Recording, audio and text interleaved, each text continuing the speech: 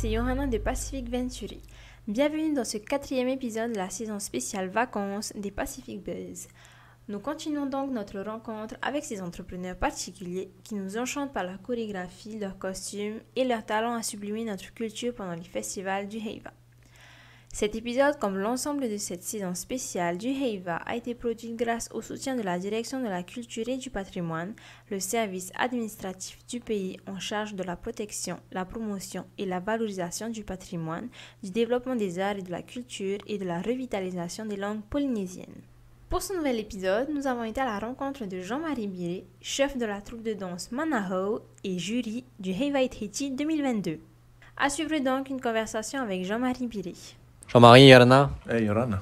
Merci de nous accueillir. Alors rapidement, tout le monde te connaît, mais au cas où, est-ce que tu peux quand même te présenter, s'il te plaît? Je m'appelle Jean-Marie Biré, je vais bientôt avoir 60 ans. J'ai des enfants artistes aussi, j'en ai 4. Je suis enseignant spécialisé et je dirige l'association Manahau Tahiti. D'accord, donc toi, tu nous disais juste avant de démarrer l'enregistrement, ça fait 20 ans, 30 ans quasiment que tu fais ça. En quoi ça consiste de diriger un groupe de danse comme Manahau? Il s'agit de coordonner des artistes ou des gens qui vont devenir des artistes, parce qu'on fait de la formation aussi au niveau de la danse. Il s'agit aussi de vendre le travail, c'est-à-dire de trouver des scènes pour pouvoir nous exprimer, pour pouvoir partager notre plaisir. Aussi, en ce qui me concerne, de tourner des clips, de passer en studio pour enregistrer mes chansons, d'organiser des voyages quand c'est possible. Là, on était un petit peu en pause, Covid oblige. Hein. Mais c'est une des fonctions de Manahau, c'est partir à chaque fois, amener ailleurs les jeunes du pays pour qu'ils se disent que finalement, on n'est pas si mal que ça à Tahiti. Alors tu disais trouver des scènes, trouver des lieux pour promouvoir ce que produit le groupe. Donc c'est le Heiva, j'imagine. C'est d'autres endroits où est-ce que vous produisez en général, localement et à l'international? À l'international, on participe à des festivals, comme les festivals d'été en France, ou bien à Taïwan.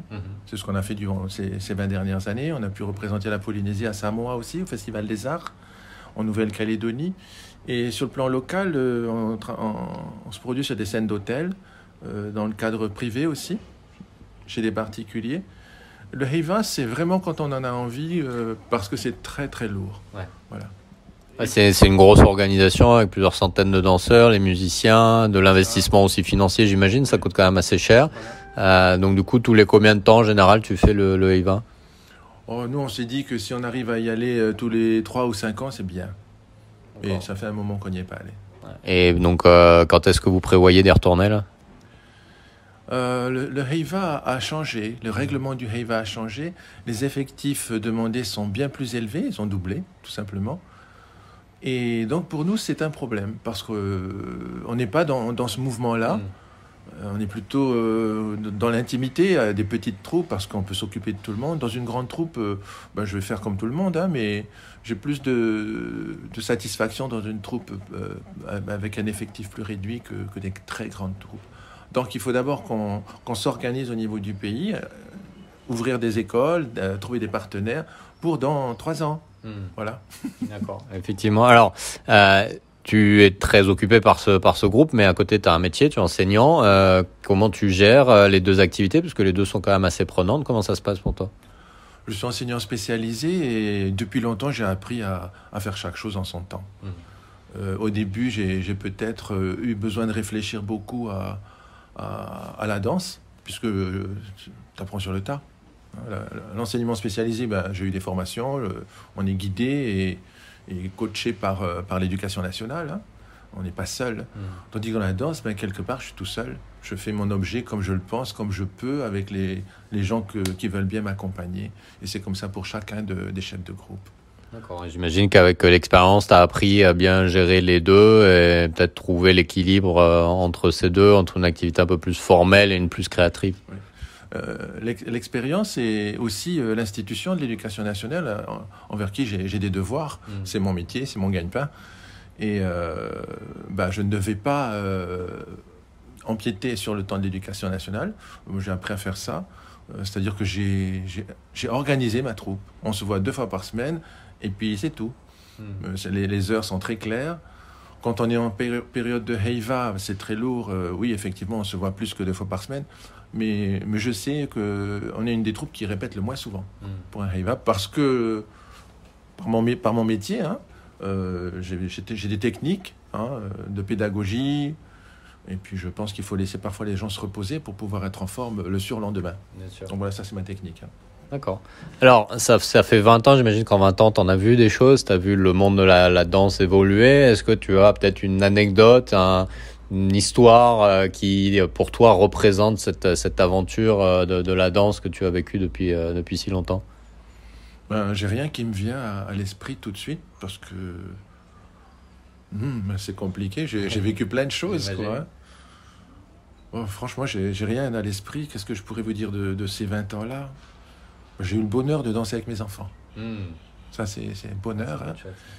En même temps, Mana Hao, c'est particulier. C'est pas une thérapie, mais c'est une médiation que j'avais choisie pour encadrer ma famille, pour apprendre à être à l'heure, pour apprendre à s'organiser, à se transporter, à communiquer. On avait des soucis comme ça dans notre famille. Hein. Puis on est passé par des moments difficiles et on a mis en place Mana Hao pour que chacun se recadre. C'est l'essentiel de mon travail. Ouais. Alors comment ça s'exprime au quotidien? Eh bien, apporter des choses régulières, rituelles, pour pas se tromper, pour pas avoir à réfléchir. C'est quand la prochaine? C'est régulier. Les horaires sont très réguliers. C'est pour ça aussi, je parlais d'éducation nationale. Oui, je peux passer ma vie à danser. Je n'ai pas des répétitions qui durent 5 heures. Ah non, jamais. Mais jamais, c'est pas possible. Ni pour moi, ni pour les gens qui viennent danser avec moi. Il faut respecter la vie des gens aussi. Bien sûr, ouais. Donc chez moi, c'est 2 heures, point. Et puis hop, tout le monde dehors, tout le monde chez soi. Voilà ce que m'a apporté Mana Hao et c'est l'outil que j'ai choisi pour nous faire grandir. Et est-ce que c'est ça qui te pousse à continuer après toutes ces années et pour peut-être encore sûrement très longtemps? Quel est le cœur de ta motivation à t'engager comme ça?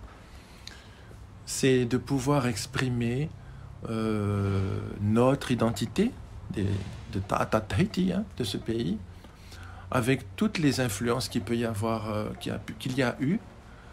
Sans pouvoir penser à aucun moment que j'ai perdu mon identité. Je ne la perds pas, elle s'enrichit. Voilà, c'est ma conception des choses par rapport à ça. J'ai toujours voulu exprimer aussi le fait que j'ai des origines. C'est pas un défaut, c'est pas une tare, c'est une richesse. Et j'ai pas à choisir. Voilà, j'ai des origines tahitiennes, bien sûr. Ici, je peux me permettre de les exprimer, de les enrichir. Mais j'ai aussi des origines françaises, calédoniennes et anglaises. Ça, c'est pas que c'est secondaire, mais si, il n'y a pas besoin forcément de tout ça sur la scène du Uri Tahiti. Hein. Mais je suis forcément influencé. Bien sûr. Voilà. Et comment tu vois l'évolution de la danse au plan local, que ce soit d'un point de vue amateur comme d'un point de vue plus professionnel? Quels sont, d'après toi, les challenges qui vont devoir être relevés dans les années à venir? Je pense que je ne suis pas le seul à penser comme ça. Cette danse, j'ai envie de dire pas métisse, quand même pas jusque-là, mais très riche. On est loin du Uri Tahiti des années 60, mais loin. Aussi bien dans le tempo, les musiques, tout s'est enrichi, tout s'est beaucoup enrichi. Si jamais on faisait danser les filles comme on dansait aux années 70, elles vont toutes s'en aller. Elles ont besoin que ce soit rapide, que ce soit dynamique, et nous avons besoin de ça. C'est ce que nous sommes devenus, hein. Et donc, cette tendance à enrichir les chorégraphies, à rechercher du sens dans ce qui est exprimé. Je suis au jury du Heiva, on lit les textes et il y a des textes de très bon niveau, très intéressants. Hein, et on voit le travail chorégraphique qui est assez proche de ce qui est écrit. Donc, les gens cherchent du sens, c'est très intéressant. Cherchent aussi de la nouveauté, parce qu'on n'en est plus au pat out d'autrefois. C'est toujours... Ça fait partie toujours de notre langage, c'est un charme pour nous. Mais aujourd'hui, il y en a des partitions de percussion, mais d'une richesse, avec beaucoup d'influences de raga, de reggae, de samba, et ainsi de suite. Et certains se disent, c'est notre culture. Je dis, ouais, mais tant mieux aussi. On a su rester ouvert. Hein. Les textes ont beaucoup évolué. Les textes, les mélodies, les accords utilisés sont très, très riches. Quand j'ai commencé, je faisais des chansons, Mana Hao, hein. Je faisais des chansons où il y avait beaucoup d'accords. parce que je me disais que nos chansons de bringue, c'était trop simple. C'était chouette, hein, ça rassemble tout le monde peut jouer. Je me dis, ah non, mais on va passer pour des ignorants qui savent 4 accords, et je supportais pas cette idée-là. Alors je me suis mis à faire des chansons avec beaucoup d'accords très intéressants. Au début, les gens avec qui je travaillais n'adhéraient pas forcément.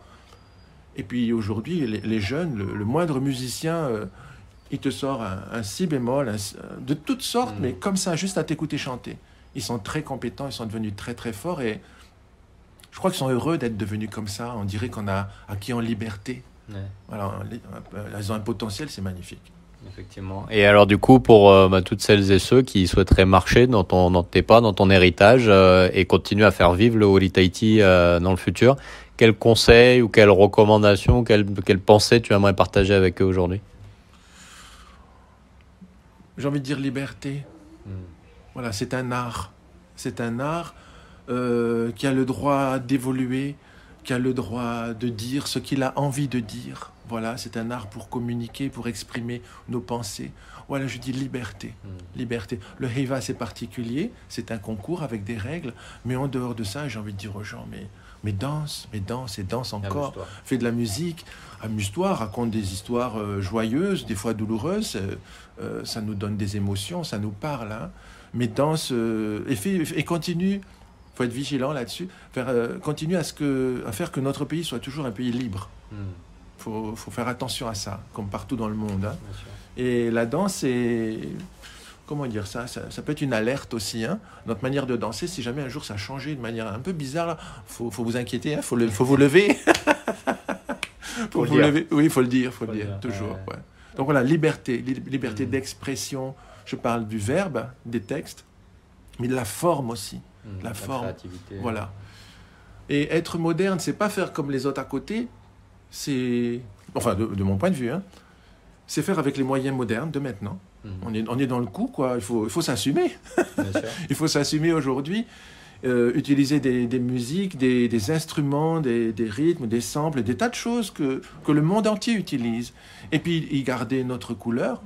Et le filtre, c'est nous-mêmes. Notre ouais, si ça résonne, c'est bon ça. Et puis si ça résonne pas, peut-être que c'est pas pour nous. Et puis on prend pas. Donc rester libre dans la créativité, dans la modernité. On est dans un monde moderne. J'ai eu des danseurs qui me disent, Jean-Marie, ça c'est pas trop moderne ça, parce que mon papa il m'a dit que nana. Ah bon, ton papa il t'a mis à la répétition à cheval ou en voiture climatisée? Ah ok. Fin. Ouais. Voilà, c'est pas parce qu'on utilise de la technique moderne qu'on n'est pas tahitien. On est à Tahiti ici. Ouais, et le Tahiti que nous avons construit, que nos papas et nos mamans ont construit. C'était pas toujours les décideurs, mais on est vivant et on n'est pas si mal. Voilà. Okay. Belle note pour terminer, Maloulou. Merci.